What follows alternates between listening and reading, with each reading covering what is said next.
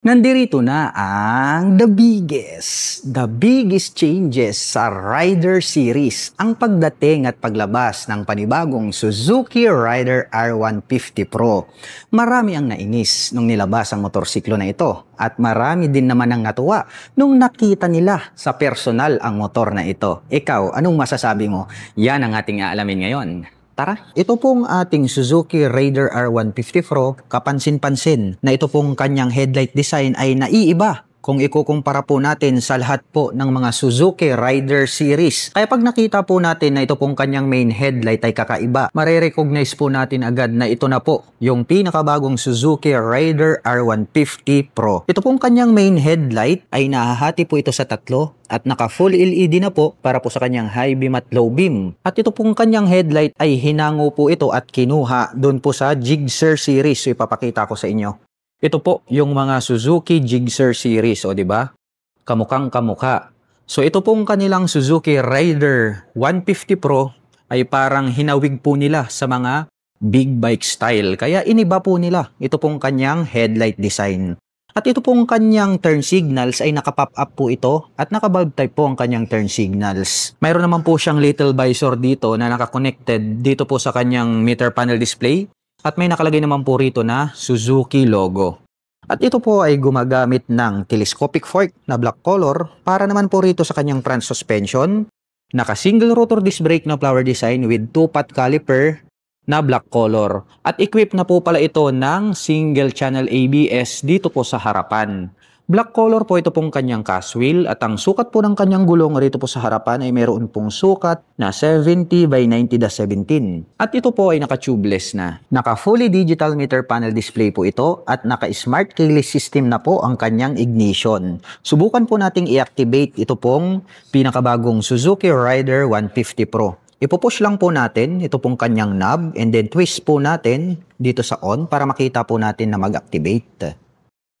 Ang makikita po natin dito po sa kanyang meter panel display, nandirito po sa magkabila, ito pong kanyang mga light indicators at naka-neutral po siya ngayon at activated po ito pong kanyang ABS or anti-lock braking system. Mayroon naman po siyang 2-button selector dito po sa gilid. At ang makikita po natin dito po sa kanyang meter panel display, sa bandang itaas yung kanyang clock, nandirito yung kanyang fuel gauge, yung kanyang RPM, and then yung kanyang speedometer.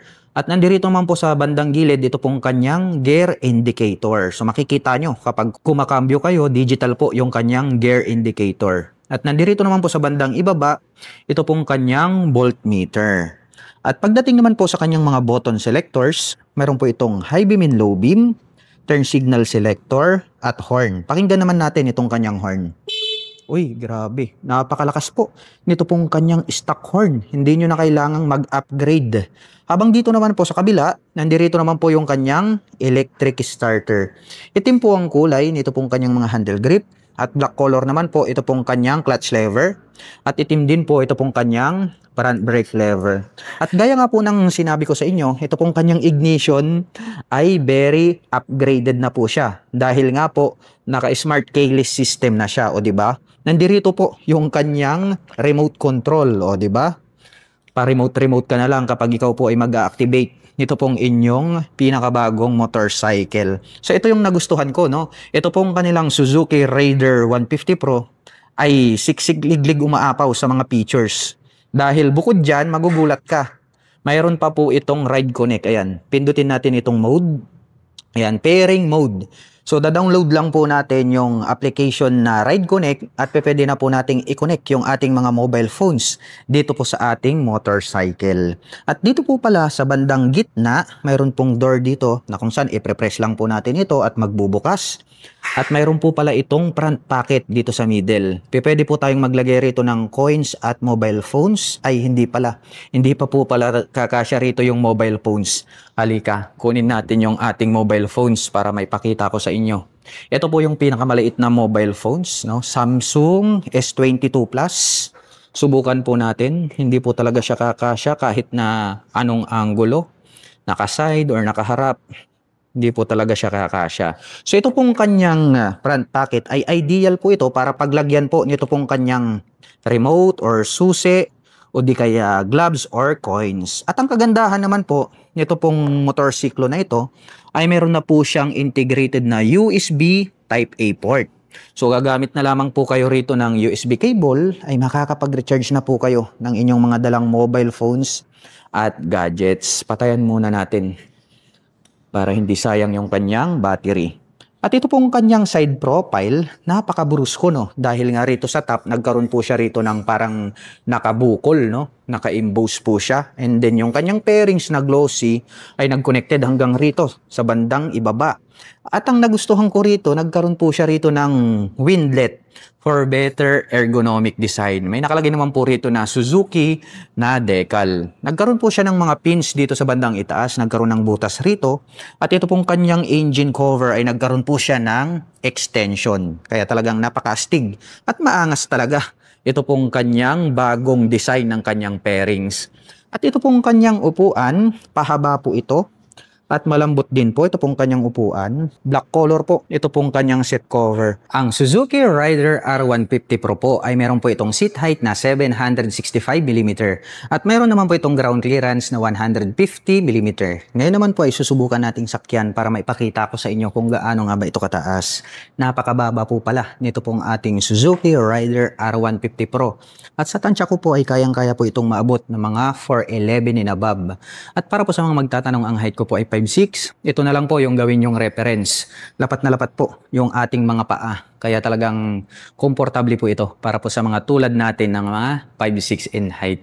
At para po sa mga gustong maglabas ng panibagong Suzuki Rider R150 Pro at naghahanap po kayo ng mga accessories gaya po ng crash guard, rear carrier, top back, side panners, motorcycle cover, o di kaya helmet, ay ilalagay ko na lang po yung link dyan po sa description box sa ibaba para hindi na po kayo mahirapang maghanap. Buksan naman po natin ito pong kanyang upuan. Dito po pala located ito pong kanyang fuel tank. At ito po ay mayroong fuel tank capacity na 4 liters at mayroon naman po itong fuel consumption na 45 km per liter.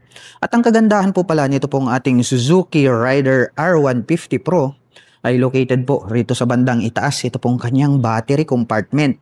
Kaya po pala pagdating ng rainy season, nakikita natin kahit baha, yung Raider ay nilulusong nila. Kasi nga po pala, ang taas po pala nito pong kanyang battery location. Kaya ideal din po talaga, nakadesign po talaga ito dito sa Pilipinas. Dahil pag rainy season, alam naman natin na kahit saang lugar ay binabaha.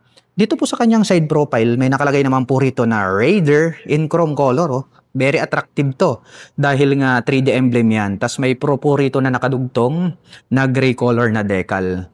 At ito po ay mayroong 6-speed manual transmission at mayroon na din po pala itong assist and slipper clutch. Ito pong ating pillion step para po sa ating rider at back rider. Chrome color po ito na alloy at diecast naman po ito pong kanyang brace. At ito pong kanyang center stand at side stand ay tubular metal po ito. At metal din po na tubular ito pong kanyang swing arm. Mayroon po itong chain protector. At pagdating naman po rito po sa kanyang rear suspension, gumagamit po pala ito ng monoshock absorber. Kung inyo pong bubuksan, ito pong inyong upuan, ay dito po pala located yung kanyang susian. Well, pinakita ko na sa inyo kanina at nakita na po natin yung under the seat. Dumako naman po tayo rito po sa likuran. Ito pong kanyang tail light, the same pa rin doon po sa design ng previous model. Pero ang pagkakaiba po nila ngayon, kung inyong makikita, red color na po lahat. Ito pong kanyang taillight. Dahil doon po sa previous ay dito po located. Ito pong kanyang mga turn signals. Ngayon ay tinanggal na po nila at nilabas na po nila. At nakapop up naman po ito pong kanyang mga bulb type na turn signals. Mayroon pong Suzuki na decal rito sa top. At mayroon po itong plate light. May light reflector dito sa gitna. At ito pong kanyang rear fender, ang kanya pong nagsisilbing plate holder. At pagdating naman po rito sa kanyang rear braking system, ito po pala ay gumagamit ng single rotor disc brake na flower design with single pot caliper na Nissin brand, black color po yan. Itim din po ang kulay nito pong kanyang cast wheel. At ang sukat po ng kanyang gulong rito po sa likuran, ito po pala ay mayroong sukat na 80 by 90-17 at ito po ay naka-tubeless na. Itim po ang body nito pong kanyang pipe. Habang gray color naman po ito pong kanyang head protection guard at itong kanyang tip. At mayroon naman po itong single exhaust. At metal naman po na black color, ito pong kanyang foot brake. At pag-usapan naman po natin ang kanyang engine specifications. Ito po ay mayroong 147 cubic centimeter engine displacement to be exact. Naka single cylinder dual overhead cam, 4-stroke with 4 valve. At ito po ay nakakapag-provide ng maximum power na 13.5 kW at 10,000 RPM. Habang nakakapagbigay naman po ito ng maximum torque na 13.8 Nm at 8,500 RPM. At ang presyo po ng pinakabagong Suzuki Raider R150 Pro ay nagkakahalaga po ito ng 146,400 pesos. At kung gusto mo pong kumuha ng hulugan ay kailangan mo pong mag-down payment ng 10,000 pesos. At meron po itong monthly installment na 7,424 pesos sa loob ng 3 taon.